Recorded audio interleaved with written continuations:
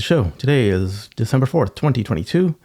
Let me start by saying that I'm not a financial advisor. This is not financial advice. This information is intended for entertainment and educational purposes only. So I was not intending to make this video. I was not intending to make any video today. It's Sunday, and I was going to be doing some other stuff. But then I happened to go through Twitter, and I saw a tweet by John Brda, and it was a disturbing tweet about some nefarious stuff that happened during the merger or prior to the merger of Torchlight Energy and Meta Materials. Okay. I'm not going to go into the details of the merger itself. If you want info about the merger, I've got 2 videos about that.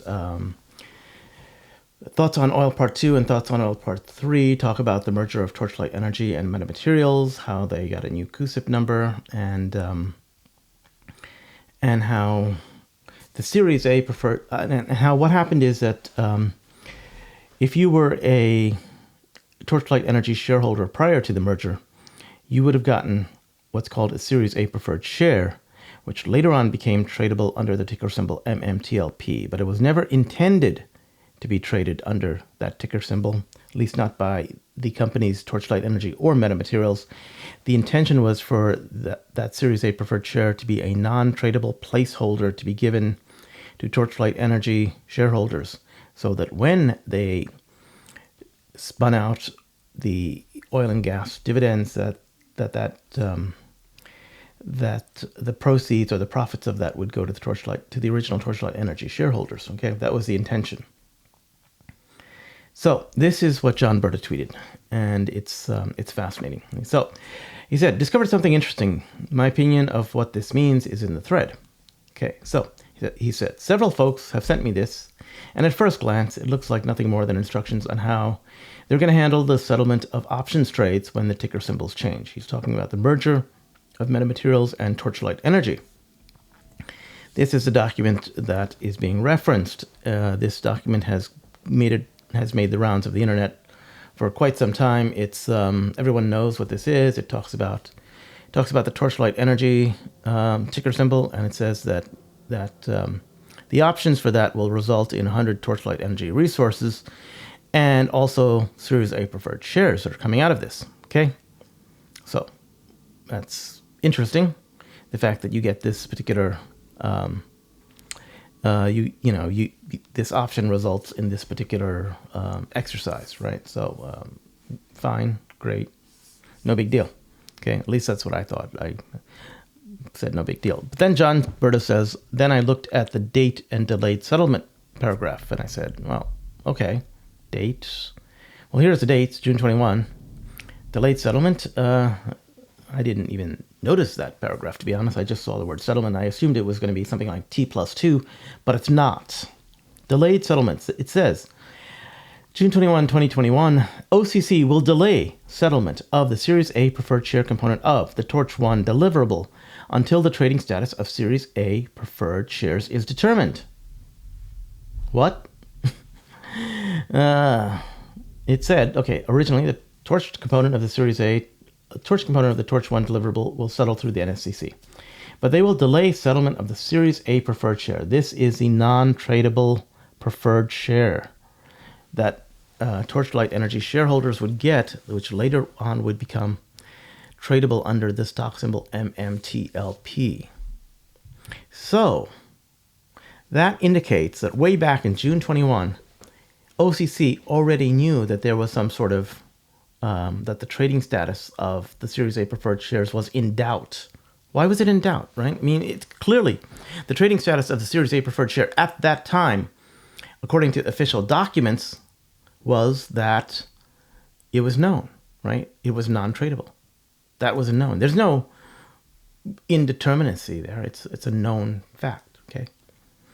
But if you take the fact that Series A preferred, preferred share settlement time is being delayed, and that the trading status is indeterminate, that brings up some really interesting conjectures, right? Way back before June 21, someone had to petition OCC and NSCC that they wanted to delay the settlement of the Series A preferred shares beyond the T+2 settlement date in order to see if they could get Series A preferred to trade. So that means that someone petitioned them, right? Because they're not going to say it's indeterminate all by themselves. Someone had to ask them, which makes sense. That's logical. So someone asked them. That means OCC and NSCC knew that those shares were indeterminate, that the settlement would be indeterminate. That means that they knew that there would be some trading happening afterwards under the stock symbol MMTLP, and they must have known that that was clearly not Metamaterials, because Metamaterials and Torchlight Energy, they both put out a document which stated that the Series A preferred shares would be non-tradable. Someone else other than them, than Metamaterials or Torchlight Energy, was trying to make this tradable, and that someone is someone without any authority to make it tradable, right? It's not their shares. What's going on here, right? So obviously, OCC and NSCC were now possibly complicit in knowledge of this. And in fact, if they had knowledge of this, should they not have delivered this knowledge and made it public to everyone else? Should they not have said, yeah, you're trying to make this non-tradable, but by the way, we've got these other characters here who are trying to make it tradable. Well, you know, what you say won't fly because we have some other stuff going on. They should have said that, right? They didn't. Clearly, there was something hidden and nefarious going on at that time. Anyway, way back, so sometime before 6/21/2021, the broker-dealers, the hedge funds, OCC and NSCC knew they were not going to require settlement of the shorts and the Series A preferred shares that would have to be delivered. They knew this. They knew what was happening. They knew what was going to happen with MMTLP. They knew that the Series A preferred shares would become tradable under the ticker symbol MMTLP. And John Brda says, in my opinion, this is proof they never covered the short position during the merger. So if they knew, if the hedge funds knew, and they were the ones short, okay, they were the ones that were short on Torchlight Energy, and they knew that they didn't have to deliver because they didn't have to settle, then they're not going to try to close their short position. So John Brda is saying they knew this before the fact. They did not close their short position. This is proof. This is further proof. He calls it proof they never covered their short position. I call it a very strong indication that they did not cover the short position, right? Mathematically, it's not proof, and probably legally it's not proof, but there's a 99% probability something's going on there. Okay, it may not be 100% proof, but it's pretty much cut and dry as far as I'm concerned, right? It's basically saying, hey, look, they didn't find you with a murder weapon. They didn't find you with a knife and have video of you stabbing someone in the back. But they clearly found the knife in your home somewhere. They clearly found blood on the knife. They clearly found your fingerprints on the knife. And they know this is a knife that went into someone's back. They didn't have video of you doing it. Sure, it could have been a robot from Venus that came in and then stabbed someone else. But, you know, give me a friggin' break. Wow. Anyway, so the short hedge funds did not cover. That means there's a ton of friggin' short position out there from Torchlight Energy, in addition to everything that's out there from MMTLP. Okay. Anyway, this shows run-up was not a short squeeze, but rather investors who were buying. Correct. The run-up that happened on 6/21/2021 was not shorts covering their trades at all. This is purely, this was organically investors that said, hey, look, there's a short squeeze coming. We're going to get in on this. We're going to buy this. But clearly the short squeeze didn't happen because the information they had was incorrect. The information they had was incorrect because there was secret dealings going on, not that the public was not aware of, put together by these short hedge funds, broker-dealers, NSCC and OCC. They both had secret knowledge that they should not have, okay? Knowledge like this should be clearly shared. Knowledge like this should be made public, okay? Anyway, this shows run-up was not a short squeeze, but rather investors were buying, okay? Now, let's think about that for a second. If investors were buying, a short squeeze did not happen, that means those short shares have not yet covered.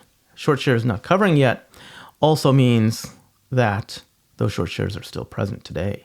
Okay, A ton of torch shorts now have just been uncovered and are awaiting covering. Okay. Further, this leaves more capital to stay short ex-dividend date and drive down MMAT price post-divvy. What does this mean? This means that the people who were the short hedge funds, they have more capital left because they didn't have to buy back the shares. They didn't have to cover. They didn't have to close their position. They have more money and they could stay short ex-dividend. They could stay short post the merger, post the dividend, post the Series A preferred shares being provided, and not have to provide those Series A preferred shares. And they could use that extra money to drive down the metamaterial price after the dividend happened, which is exactly what they did. Okay, because anyway, how are things different now? Meaning, hey, can history repeat itself? They did this before. Are they going to be able to do it again? Things are different now because there's no options, right? There's no options. The shorts have to deliver the Series A preferred shares that they didn't deliver before. There is no MMTLP options. Doesn't exist. NextBridge Hydrocarbons, furthermore, is a distribution that is going to a private company, and there is no DTCC eligibility and no CUSIP number. Okay, that there is no clearinghouse. The DTCC will not be clearing those trades. Those trades will not. If you were going to sell NextBridge Hydrocarbon shares, it's not going to be cleared through the DTCC. There is no settlement plan for that. There's no CUSIP number for that. You can't trade that. In my opinion, this can't get any clearer. And are they looking to kick the can again? Of course they are. Yeah.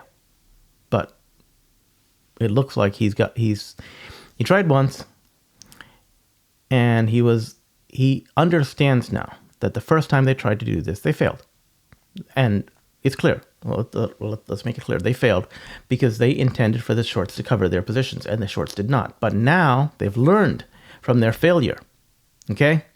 This is a good sign. Try once, you fail, you try again, using the knowledge that you gained from the first time that you actually did this. Okay?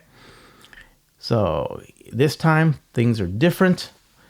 Things cannot get any clearer. The shorts will be trying to put together a plan of some type. I don't know what plan that they might try to put together. I don't see a way out of it for the shorts. But yeah, NextBridge is going private. It's going to a private company. There is no DTCC eligibility, and there is no CUSIP number, clearly, and there's no options trades they can use to try to hide in the options realm. Okay. Forgot to mention, the proxy clearly stated the Series A preferred was not going to trade. So when they saw that, they sprung into action to do this away from the company. Okay? They sprung into action to do this away from the company. FYI. So, by proxy statement, he means that the original proxy statement that was around 6/21 of 2021 when the merger was going to happen, right? And that clearly stated that the Series A preferred shares was not going to trade.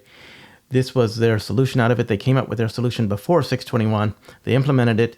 They got together with OCC.